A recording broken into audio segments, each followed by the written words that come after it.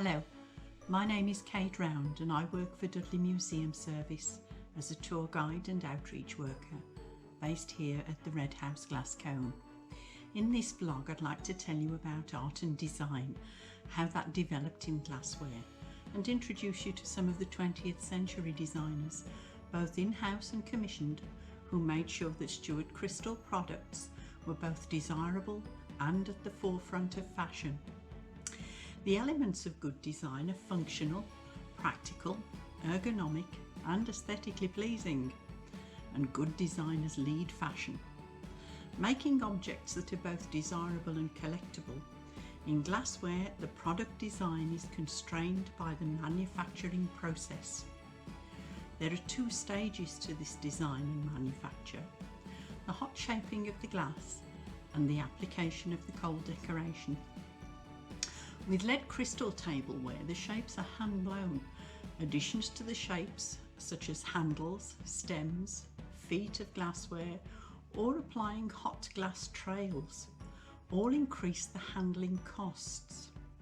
The cold decoration includes marking the design on the glass and either cutting, engraving, etching, enamelling, or gilding. The costs increase with the complexity. For good glassware design to be practical, the designer needs to understand the manufacturing process and to keep in mind simplicity and desirability. Let's have a look at the history of making glass and how it influenced today's design before we meet some of Stuart Crystal's designers and their innovative products. Come with me. Early glass was discovered in Assyria and Egypt as glass beads, dating from 2,500 years before Christ. Egyptian glass vessels date from about 1490 BC, formed around a clay mould and hollowed out. In Assyria, small and highly prized vessels like the alabastron of Sargon II, which is held in the British Museum, it's a small vase and would have held precious liquids, inks, oils, perfumes. Glassmakers in the early Roman Empire experimented with colours, and beads extended into colourful glass canes or rods, bundled and sliced through to make mosaics of mille-feuille. These were then mould-pressed into vessels with decorative threads and hot glass trails. The Romans also excelled and developed blowing glass, a revolutionary innovative technique to blow a gather of glass and inflate it into a mould. By far the most famous achievement of the Romans was cameo, the art of layered hot glass and cut back to a relief in design, usually a light coloured glass over dark. As the Roman Empire declined, cameo glass was a lost art form until it was revived in Stourbridge with the reproduction of the Portland vase in 1876.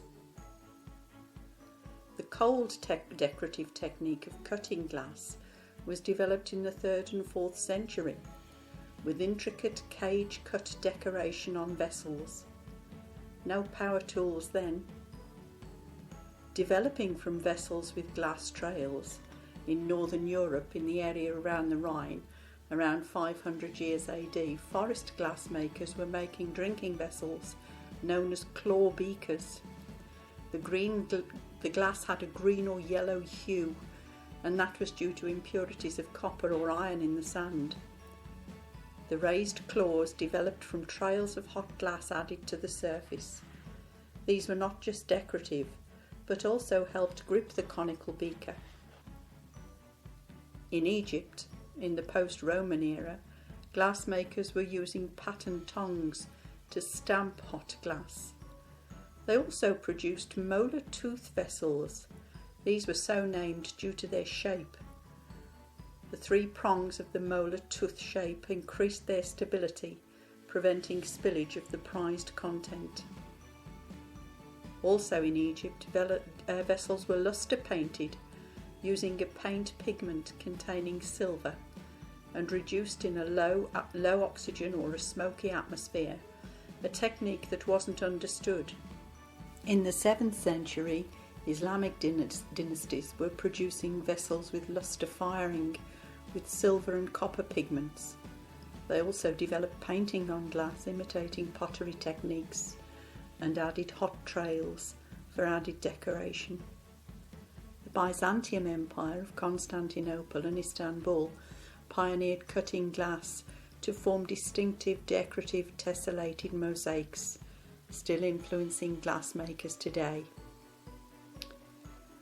Fish of core-made glass in Egypt with colourful combed decoration was a highly collectible piece, and a modern collectible glass-blown fish shown here today. These were first developed in 1360 BC.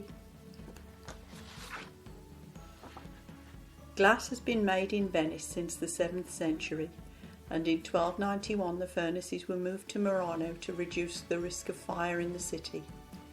It was from the 15th to the 19th century that the famous Facon de Venise and the beautiful clear Cristallo influenced the glassmaking world, such as the 16th century Venetian goblet, a green glass enamelled and decorated with gilt, and the late 16th century mould-blown latticino and lobed drinking vessel with gauze-like cable and thread design. In Northern Europe, functional cylindrical beer glasses were developed, as were the Roma wine goblets. These lent themselves to cold engraving decorations, with gem cutters employed as engravers and calligraphers for elaborate inscriptions. The Bohemian glass of the 17th century was a heavy, crystal clear potash lime glass which allowed deep cuts and developed deep engravings. Their landscape allowed the harnessing of powerful mounting springs to drive the cutting wheels. In 1675, George Ravenscroft developed lead crystal. The addition of lead increased the working time. Metal holds heat. The molten glass could be worked for longer, leading to more elaborate shapes. Lead crystal transformed glass decoration. It's heavier and softer than soda glass, lending itself to deep faceted cutting with a brilliant rainbow shine that rivaled Venetian Cristallo. Hence simple functional shapes became elaborate, designed and collectible. In the 17th and 18th century, bubbles of air trapped in the knops of the stems developed into beautiful collectible air twist stem glasses. The glass tax, introduced in 1745, meant that glass was taxed by weight. Glassware became finer, lighter, and addition to decorative effects such as the air twist stem reduced the weight of the glass. The glass tax was removed in 1845, and that led to an escalation in design, using different colours and layers of glass, enamelling, and a surge in the Venetian influence for elaborate Victorian tableware and centrepieces. In 1851, the Crystal Palace exhibition gave testament to the skills, dexterity and extent of the imagination in the designs produced by English glassmakers. In the late 18th century, enamelling of white opaque glassware, inspired by Delft pottery, such as this Bohea tea caddy, named after the cheap black tea imported from China. Enamelling was also carried out on clear glass by Bealby's in Newcastle upon Tyne. Gilding, another decorative effect used to add value and decoration, usually via simple designs of vines and grapes. At the turn of the 20th century, design became important to industry, and whereas product design used to be in-house, glass manufacturers started to realise the importance of marketing structure and commissioned designers to enhance product ranges. One of the first designers for Stuart Crystal was Jules Barbe. He concentrated on colourful enamels and gilt. Brochures were produced to advertise their extensive ranges of glassware. Each design comprised over 80 pieces and in excess of 50 designs in production. Good marketing. Glassware was sold in sets, in part or in full, and we aspired to collect the complete set, and each piece was replaceable. One of the most enduring designs was Beaconsfield, made in 1907, and was still in production until the 1980s. In 1910, at the start of the 20th century, Robert Stewart, with the assistance of his two leading glassmakers, Alan Stanier and Will Husselby, developed a distinctive hot-trailed Art Nouveau peacock range of vases and bowls, which were sold in Liberties of London. The greatest designer employed by Stewart's was Ludwig Nye. He began his career as an engraver and became their principal designer from 1918 until his death in 1937. Two of his distinctive pieces was a clear glass vase with an unpolished cut design of rain clouds, birds and waves, that was in 1935, and a bucket-shaped vase cut all over with outline leaf shapes in horizontal bands. In the 1930s, Stewart's needed to expand their market by introducing a basic bread and butter range. These moulded ring designs, named Stratford, became the foundation of the enamelware designed by Ludwig Nye in 1928. Ringed items had greater stability during firing. Ladies worked on the enamelling. The outline was applied by acid transfer from a copper plate engraving. The colour filled in using camel hair brush.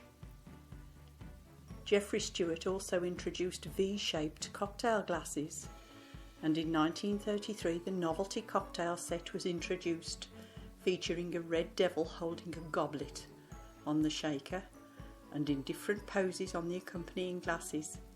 Other designs included snakes, spiders, lucky symbols and harlequin designs. In 1934, Stewart's invited Paul Nash, Graham Sutherland and Dame Laura Knight to design glassware for an exhibition to be held at Harrods. Paul Nash's rain decanter and wine glasses were made by master glassmaker Bonnie Nicklin, who worked for Stewart's for almost 70 years. Graham Sutherland designed a large clear-cut crystal bowl, radially cut with a repeated arched frosted mitres. One of these editions sold at auction recently for £760. Dame Laura Knight was the most prolific of the artist designers. She worked with glassmakers and understood the process. She experimented with colour and enamelling. Her most famous designs were called Circus, Clowns and Modern Bacchanal. Reg Pierce was a principal designer from 1937 until the start of World War II. Reg was responsible for the vase decorated with wavy lines and seagulls. Gulls were a popular decorative effect in the 1930s due to the record-breaking gull-wing glider. Post-war, in October 1948, John Luxton was appointed as chief designer at Stewart's. Trained at Stourbridge School of Art and at the Royal College of Art, he worked with Geoffrey and Derek Stewart. The 1954 catalogue was the first that reflected his design policy of simplicity and minimal decoration. In the 1950s, his contemporary style table service, Rhythm, was introduced. The Mariner plate, in 1965, was made in a limited edition of 50. In the 1960s, crystal tableware was less fashionable, with increasing emphasis on minimalism and Scandinavian designs. There were other commissioned designers, and since the 1870s, sales and marketing was done by Stonier and Company of Liverpool. This company was owned by Stewart's, and they handle sales not just in the UK but worldwide. Stewart Crystal remained a legendary name in a changing marketplace until the brand was sold to Waterford Wedgwood in 2001, and the cone became the wonderful visitor attraction that we see today. That was a whistle-stop tour through the history of design. Thank you for listening. and see you next time.